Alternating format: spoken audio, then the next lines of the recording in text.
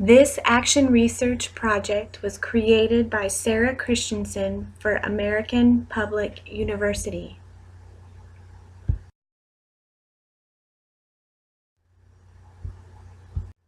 Task number 1, formulating a research question. Before I conduct any research, I must formulate a research question using 3 steps. First, I need to identify a discrepancy somewhere in my practice. Second, I need to use starting point strategies to find a place to begin. Third, I can clarify my focus and formulate a research question.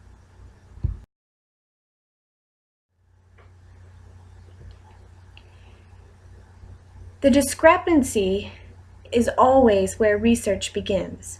According to Herbert Altricher, these discrepancies can be between planned expectations and practice, between a situation and goals, or between 2 different people's views of a situation. In my practice, I noticed that while co-teaching was recommended by the district for most English language learners, there was insufficient training for language specialists and 0 training for content area teachers.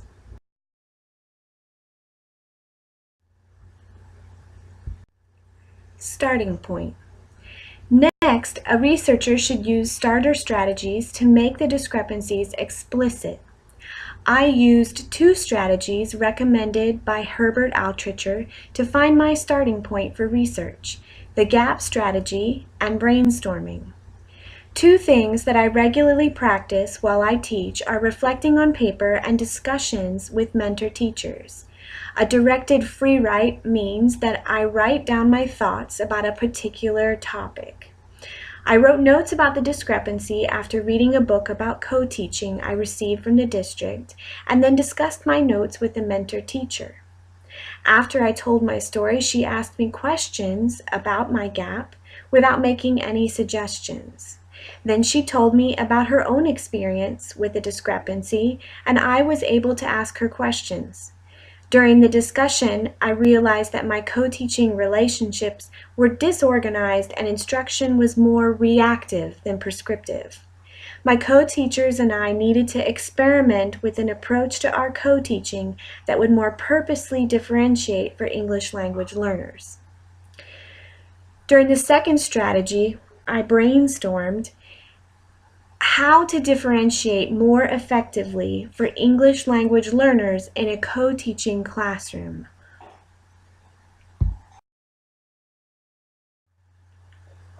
This brainstorming map labels the areas that I noticed my English language learners needed differentiation. Not being proficient in English made reading and writing at grade level challenging for them. It also made some students struggle to understand videos, lectures, or even academic conversations with classmates. You can see at the top of the chart, I showed that the reading grade level text was difficult. Next, the writing at grade level. And you can also see the listening skills next to it. Some of our internationals struggle to connect with the cultural differences they found in the United States from their home country. This made language occasionally difficult. For instance, a lesson on the American Revolution is difficult for a student whose home culture values cooperation over individualism. Schools are different in every country, and 2 of my students had never attended school, so classroom expectations were difficult. English language learners need opportunities to practice spoken English and do well with cooperative learning tasks.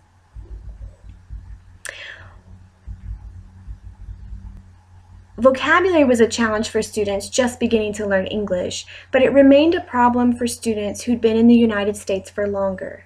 Even those more advanced language learners were struggling with academic vocabulary. After brainstorming areas that our English language learners needed for differentiation, we tried to find a way to organize these issues. One problem seemed to affect most of the others: vocabulary. This problem affected their ability to read, speak about the content, listen to others talk about the content, and their writing. In addition, different English language learners needed different types of vocabulary. Some were still learning basic English words, while others lacked more sophisticated academic vocabulary knowledge, especially when the academic concepts were unfamiliar in their previous cultural experiences. I decided to start looking for ways to better teach and differentiate vocabulary instruction for our students.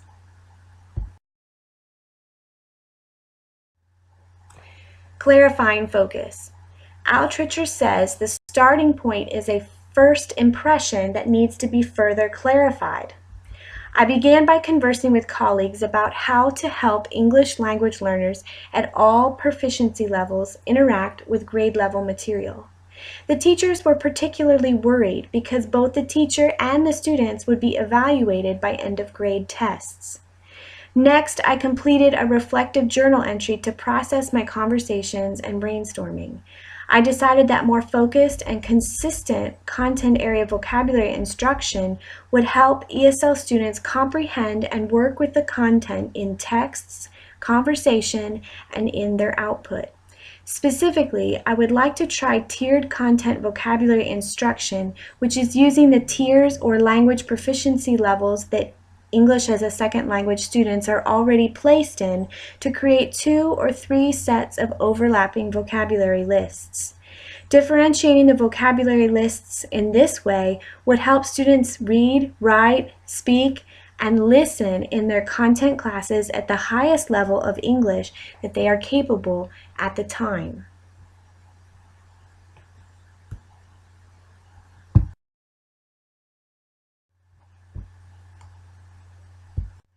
I formulated the research question, do ESL students improve on assessments in a co-teaching classroom if they receive tiered content vocabulary instruction?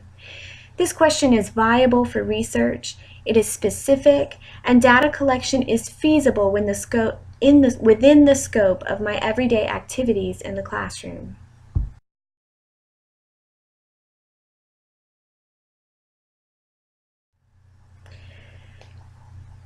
I formed 2 related questions in order to collect data.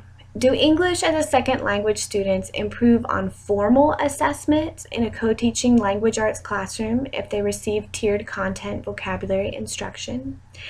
And do English as a second language students improve on informal assessments in a co-teaching language arts classroom if they receive tiered content vocabulary instruction?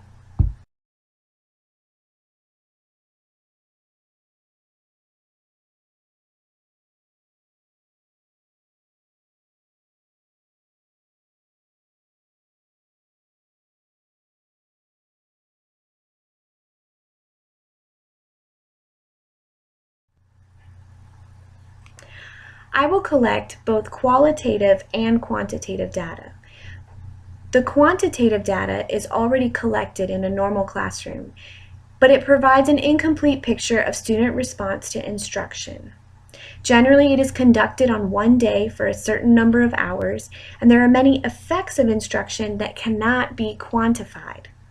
Quantitative data for the purposes of this study qualitative data for the purposes of this study will be through informal assessments and should allow me to more deeply understand the relationship between instruction and performance. Triangulation is a research practice in which several different sources of data are collected that lead to the same conclusion. Both Altricher and Sager recommend using triangulation during data collection because triangulated corroborating evidence imparts validity to the study. If several different sources all lead to the same conclusion, the conclusion seems more credible and valid.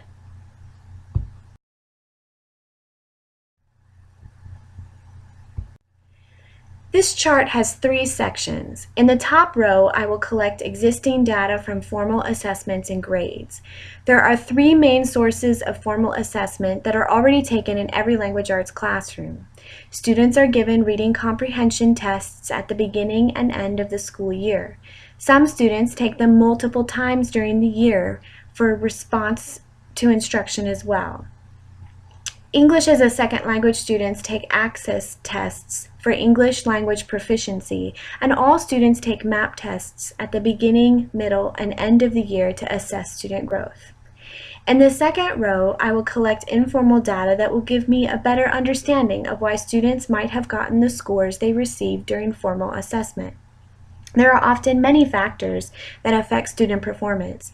Perhaps a student was diligent all year and showed great progress on informal assessments, but was sick on the day of the access test, causing them to perform poorly. The third row is the most important section, as in it I look. The formal data can be organized in a matrix. It would be simple to highlight students in different colors who showed growth, lack of growth, or went backwards. It would also be easy to sort by whether or not students achieved, exceeded, or did not meet expected growth. This data could then be compared to the informal data.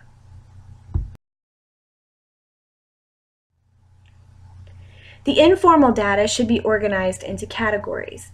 This process is called coding.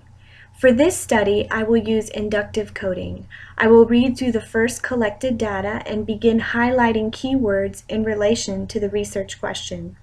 During a second reading, I will assign a code to each of the key ideas that I want to code. I would like to have my co-teacher decide on the categories with me and then separately code the data. As we discuss ways that we might have differently coded the material, we should be able to avoid some of the blind spots that occur when a person researches their own practice. Organizing this informal data in coding and comparing it to the formal data might reveal outside factors that affect student performance, reveal unintended consequences of this mode of instruction, or help determine how student and teacher attitudes affect the instruction.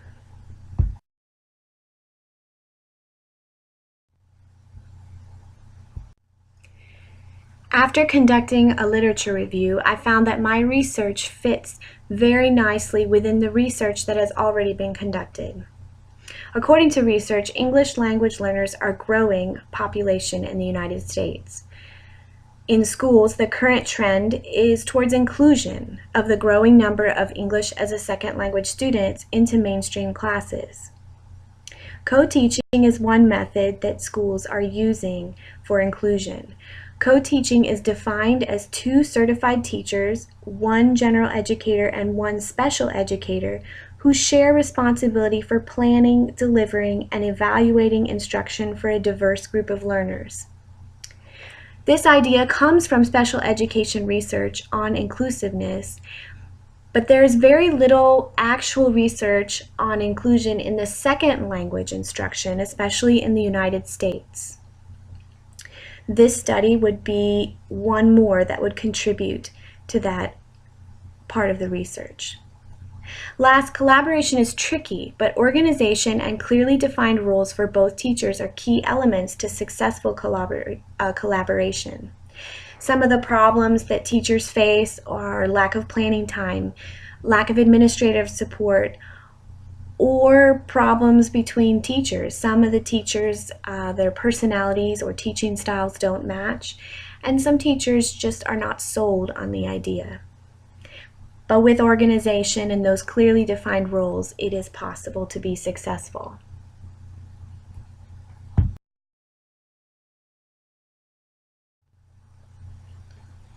Research also shows that integrating language and content instruction is more effective than language instruction alone. As you can see, this is all over the literature. Content-based instruction, or CBI, has been proven successful in many different areas of research studies and has become more and more widely accepted. Co-teaching is a unique way to combine that content and language instruction with 2 experts working together in the same room. In addition, content-based instruction has been found to not impede learning for native speakers in the classroom. This means it can be used in a classroom with native speakers as well as English language learners. Improving content area vocabulary instruction for English language learners is a research-based instructional method.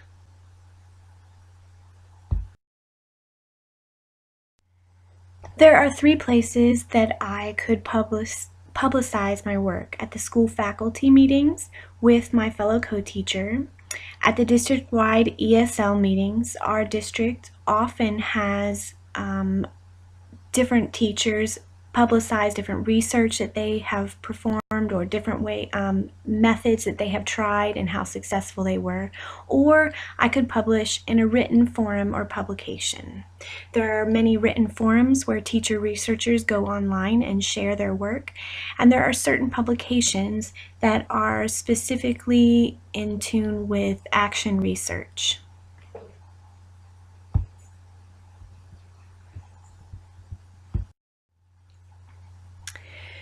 Depending on my results, there are many things that I could do.